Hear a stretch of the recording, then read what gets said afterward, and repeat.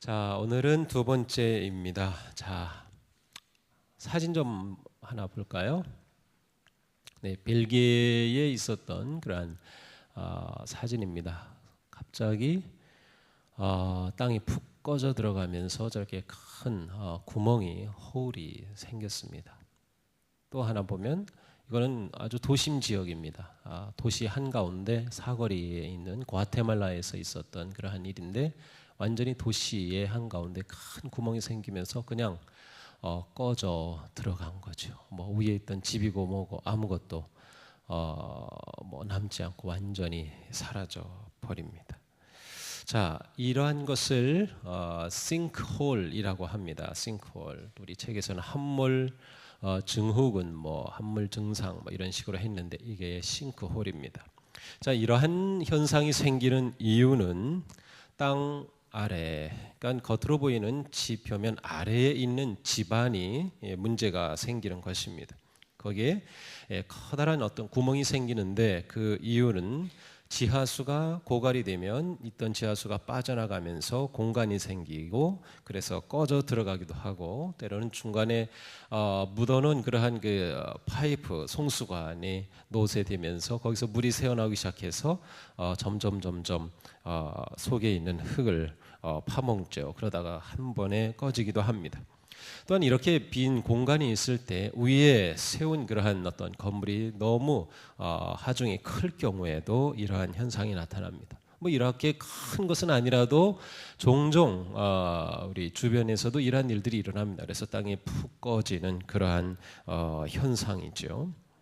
이와 같은 그 싱크홀은 우리에게 굉장히 중요한 교훈을 주는데 그것은 겉으로 보이는 것이 다가 아니고 굉장히 그 속에 있는 것이 중요하다는 것을 보여줍니다. 표면적이고 가시적인 부분이 있는가 하면 보이지 않는 부분이 있는데 실제로는 이 보이지 않는 부분이 아주 중요하다고 하는 것입니다. 그래서 이러한 싱크홀의 모든 증상은 지상의 문제보다는 지하의 문제라고 하는 것이죠. 지상에 건물이 있지만 지하에 지반, 안반, 지하수, 웅덩이가 있어서 이러한 것들이 갑자기 구멍이 생기면서 지상의 모든 것들을 무너지게 합니다. 우리 삶도 마찬가지로 우리 삶도 내면 세계와 외면 세계로 이루어져 있습니다. 우리 눈에는 외면 세계가 그냥 눈에 보이기 때문에 외면 세계에 우리는 지대한 관심을 가지게 되고 외면을 자꾸 가꾸려고 하고 외면에 마음을 주는 것이 자연스러운 현상입니다. 그러나 우리 눈에는 보이지 않는 내면 세계가 사실은 우리 삶을 지탱해주는 우리 삶을 세워주는 더 중요한 부분이라고 하는 사실을 우리가 알아야 합니다. 이것을 우리는 종종 잊어버립니다. 그래서 자꾸 외면의 일에 관심을 가지게 되죠. 우리 인생의 중요한 부분은 내면의 세계, 영적인 영역입니다. 그래서 이것이 제대로 가꿔지지 않으면 어느 순간 인생이 무너지면서 그림처럼 싱크홀의 그러한 인생의 모습이 나타날 때가 있다고 하는 것입니다. 우리는 인생에서 우리의 많은 시간과 재물과 에너지를 외면 세계에 투자해서 사용합니다. 그러나 과연 우리는 내면 세계를 위해서 얼마나 투자하고 관심을 가지고 있느냐 하는 것이죠. 내면 세계 곧 영적인 영역은 인생의 가치, 인생의 중요한 의미, 또 중요한 결정을 내리는 부분이 바로 우리의 내면 세계에서 일어나는 것입니다. 또한 우리가 하나님께 드리는 진정한 예배와 진정한 신앙의 고백 그리고 간절한 기도의 호소는 외면이 아닌 우리의 내면으로부터 나오는 것들입니다. 그런데 이러한 내면이 잘 보호되고 정돈되고 가꿔지지 않으면 겉으로는 멀쩡한 것 같았는데 갑자기 그 인생이 저 싱크홀처럼 무너지게 된다고 하는 것입니다. 세상은 우리의 외적이고 공적인 세계를 잘 관리하도록 가르칩니다. 그리고 우리의 외적인 세계도 물론 중요한 삶의 영역입니다. 그러나 우리가 우리의 내적인 세계를 관리하고 세우기를 게을리하는 것은 인생을 잘못 세우는 것이 되고 마는 것입니다. 외면 세계가 고층의 건물을 짓고 육체의 아름다움을 과시하고 재물과 권력과 명예의 전당을 세우는 동안 내면 세계가 점점 공허해진다면 어느 날 갑자기 인생이 무너져 내리는 그러한 경우를 맞이하게 되는 것이지요. 자신의 내면 세계에 관심을 기울이지 않았던 오스카 와일드라고 하는 그런 작가가 있는데, 이 사람은 자신의 인생을 이렇게 마지막 고백을 합니다. 나를 즐겁게 하는 곳이면 어디서나 계속 쾌락을 추구했다. 나는 일상의 작은 행위 하나하나가 우리의 성품을 만들기도 하고 또는 파괴하기도 한다는 것을 까마득히 잊고 살았다. 나는 더 이상 내 영혼의 선장이 아니었고 나는 그 사실조차 모르고 있었다. 쾌락이 나를 지배하도록 허용했던 것이다. 끔찍한 수치감 속에서 내 인생은 끝나버렸다. 그는 솔직하게 자신의 내면 세계를 돌보지 못함을 고백하면서 그 인생은 부끄럽게 끝났음을 말하고 있습니다. 이것은 누구나 내면 세계를 제대로 가꾸지 못한 사람이 싱크홀의 경험을 하면서 하는 고백입니다. 우리가 예수님을 따르는 제자로 살아갈 때 가장 치열한 전쟁터는 사실은 우리의 내면 세계입니다. 우리가 많은 것들을 만나고 힘들게 씨름하는 것들이 있죠. 우리 삶에 다가오는 많은 어려움들이 외부에 있는데 가만 보면 그것이 문제가 아니라 우리 내면 세계에서 어떻게 그것을 다루고 어떻게 그것을 풀어가고 어떻게 그것을 맞이하고 어떻게 그것을 이겨나갈지, 내면 세계가 사실은 진정한 전쟁터라고 하는 것을 보게 되죠. 불행하게도 겉으로 보기에는 아주 좋은 신앙인, 겉으로 보기에는 아주 그럴듯하고 또 겉으로 보기에는 아주 훌륭한 목사 같은, 겉으로 보기에는 가정도 직장도 교회 생활도 아주 괜찮은 것 같지만 사실은 내면으로 무너져가는 그러한 사람들이 많이 있습니다. 만약 이 시간 주님께서 너의 내면 세계는 어떠하냐라고 물으신다면 여러분은 뭐라고 대답하겠습니까? 과연 우리는 하루를 보내는 하루의 일정 속에서 내 내면 세계를 진정으로 돌보는 그러한 시간을 가지고 있나요? 만약 내면 세계에 대해 생각조차 하지 못하고 지냈다고 하면 내가 겉으로 얼마나 그럴듯하고 괜찮은 삶을 사는가 하는 것은 그리 중요한 일이 아닙니다. 세계 선교의 지도자였던 프레드 미첼이라고 하는 분은 자신의 책상 앞에 이렇게 늘 써놓고 기억했다고 합니다. 너무 바빠서 삶이 황무지로 변하지 않도록 주의하자. 너무 바빠서 삶이 황무지로 변하지 않도록 주의하자. 쉽게 말하면 내 내면 세계를 돌보지 못할 정도로 어리석고 바쁘게 살지 말자라고 하는 거죠. 아무리 바빠도 내면 세계는 다뤄야 된다는 거예요. 아무리 바빠도 내면 세계는 우리가 돌봐야 한다. 왜냐하면 그것이 우리 인생의 핵심이고 본질이 되기 때문이죠. 여기서 맥도널드 목사님은 잠수함의 조종실 이야기를 하고 있습니다. 그분의 친구 중에는 미국 그 해군의 장교가 있었는데 그 장교는 핵 잠수함을 타는 장교였습니다. 근데 그 친구의 이야기를 들어보니까 이 핵 잠수함이 이 바다 속에서 계속 움직이다가 조금이라도 이상한 일이 생기면 함장은 즉시 이 장교가 일하는 곳 이 잠수함의 조종실로 달려온다는 것입니다. 그리고 이곳으로 와서는 이상이 없나라고 물어본다는 것이죠. 그리고 거기서 조종실에서 일하는 사람들이 이상무하고 보고를 하면 둘러보고 나간다고 하는 것입니다.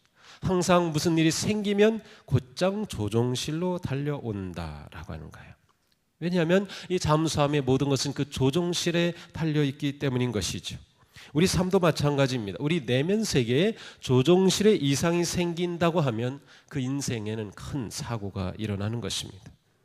그래서 때로는 것이 탈진으로 신경쇠약으로 끝없는 무기력감으로 감정의 폭발 같은 모습으로 우리 삶 가운데 드러나는 것이죠. 물론 우리는 살아가면서 실패도 하고 실수를 합니다. 그러나 내면 세계 조종실에 이상이 생긴 것과 우리가 열심히 믿음으로 살면서 실패하고 실수하는 것과는 이 차원이 다른 겁니다. 우리는 뭐 실수할 수 있고 실패도 하고 그렇지만 내면 세계 조종실에 이상이 생기는 문제는 더 큰 문제인 것이죠. 누가복음 8장에 보면 예수님께서 제자들과 함께 갈릴리 호수를 가로질러서 북서쪽으로 가시는데 갑자기 풍랑이 일어납니다. 근데 예수님은 그날 온종일 사역을 하셔서 피곤하셔서 주무셔요. 막 풍랑 일고 제자들은 난리칩니다. 근데 예수님은 고온히 주무시고 계신데 제자들이 마침내는 스스로 할 수 없으니까 예수님께 가서 예수님을 막 깨우죠. 그때 예수님께서 물으십니다. 너희 믿음이 어디 있느냐? 예수님의 물음은 이렇게 말할 수 있을 것 같다. 너희 내면 세계가 지금 어떤 상태냐라고 묻는 겁니다. 외적으로 일어나는 풍랑으로 그들은 두려워하고 떨고 있을 때 주님께서는 그들의 내면을 물어보신 셈이죠. 우리의 삶에는 이상 징후가 나타날 때 조종실로 달려가기보다는 오히려 더 빨리 하고 더 이것을 열심히 하고 이것을 더 많이 벌고 더 많이 쌓고 더 많이 정보를 얻고 더 많이 알려지는 그런 사람이 되려고 오히려 거꾸로 달려갈 때가 있습니다. 그러나 우리 내면의 조종실을 다루지 않으면 그 인생은 온전히 세워갈 수 없는 것이죠. 잠언의 지혜자는 이 내면의 조종실을 마음이라고 부릅니다. 모든 지킬 만한 것 중에 더욱 내 마음을 지키라. 생명의 근원이 여기서 남이니라. 내면의 조종실을 지켜야 한다. 여기가 바로 모든 것의 생명의 능력의 근원이 되기 때문이다. 오늘 우리가 읽은 본문 에베소서 3장에서도 사도 바울은 이 내면 세계를 가리켜 속사람이라고 말씀하고 있습니다. 그러면서 에베소 교인들을 위해서 기도하는 사도 바울은 이 속사람이 강건하기를 기도합니다. 아버지께서 그분의 영광의 풍성함을 따라 그분의 성령을 통하여 여러분의 속사람을 능력으로 강건하게 해주시고 여러분의 내면 세계를 아버지께서 능력으로 강건하게 해주시기를 바랍니다 라고 기도하는 거죠. 우리의 내면 세계가 강건해야 돼요. 그러면서 사도 바울은 계속 말씀합니다. 믿음으로 말미암아 그리스도를 여러분의 마음속에 머물러 계시게 하여 주시기를 빕니다. 여기서 우리는 알 수 있어요. 우리의 내면 세계가 아주 중요한데 하나님은 우리가 내면 세계 곧 속사람 마음을 잘 관리하고 다스리도록 우리 마음에 그리스도를 머물게 해주신다는 거예요. 바로 이분이 성령님이라고 우리는 말합니다. 성령님이 우리의 내면 세계 조종실에 머무르시도록 하셨어요. 문제는 뭐냐? 우리가 그 성령님께 내 내면 세계를 다루시도록 내어드리는 겁니다. 그런데 우리는 끝까지 내가 조종실의 조종관을 딱 잡고서 내드리지 않는 거죠. 그리고 풍랑이 일면 내가 그것을 이겨보려고 내가 자꾸 하는 거예요. 그런데 중요한 포인트는 바로 내면 세계가 삶에 중요하다. 그리고 내면 세계 중심에 성령님이 계신다. 그러므로 성령님께서 너의 내면 세계를 다스리도록 내어드려라. 이게 우리 믿음 생활의 아주 중요한 원리입니다. 그렇게 되면 그리스도의 사랑이 너비, 길이, 높이, 길이가 어떠한지를 깨달을 수 없을 정도로 그렇게 우리 내면 세계를 풍성하고 건강하게 해주신다는 겁니다. 그렇게 내면 세계가 단단하면, 건강하면, 질서가 잡혀 있으면 외면 세계가 우리의 삶을 흔들지 못합니다. 우리에게 어떤 일이 와도 우리가 살아가는 삶에서 사업이 안 될 때도 있고 관계가 어려워질 때도 있지만 그러한 것이 내 인생을 무너뜨리지 못하는 것, 내 내면이 굳건하게 하나님 앞에 세워져 있다면 바로 이것이 내면 세계를 가꿈의 중요성인 것입니다. 성숙한 그리스도인, 성장하는 그리스도인, 살아있는 그리스도인은 내면의 조종실이 언제나 바르게 잡혀 있도록 그리고 성령님께서 조종하시도록 내어드리기에 힘쓰는 것입니다. 그리고 의도적으로 매일같이 그렇게 결단하는 것입니다. 우리가 매일 기도하고 매일 말씀을 읽고 매일 새벽 제단을 쌓고 하는 이 매일 그냥 쉽게 하는 것 같은 이것이 우리 삶에 아주 중요한 거예요. 매일 일생 동안 그렇게 갖고 가는 것이 우리의 내면 세계인 것입니다. 과연 여러분의 내면 세계는 어떠한 것이라도 견뎌낼 수 있는 그러한 튼튼하고 건강한 그런 집안과 같이 그렇게 아름답게 세워져 가고 있나요?